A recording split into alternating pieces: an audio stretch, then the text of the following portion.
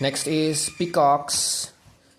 This letter you can see right here as well is from the Brahmi script, and in peacock the shorter version looks like this with the darker shades here, and sounds something like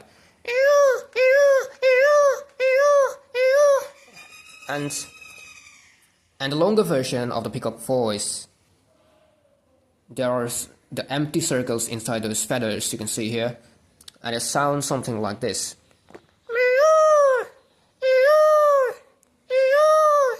And alright, the next bird is a very common bird you eat, and it's very common.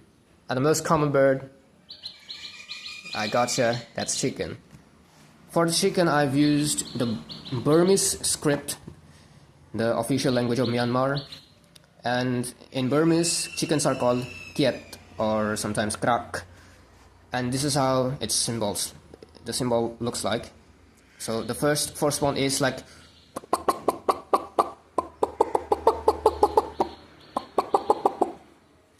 and the second version is,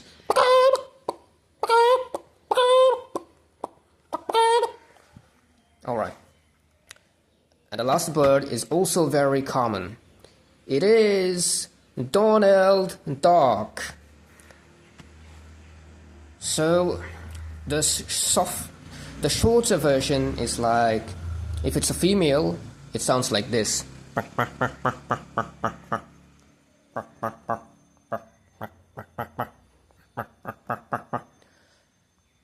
And the longer version is something like this.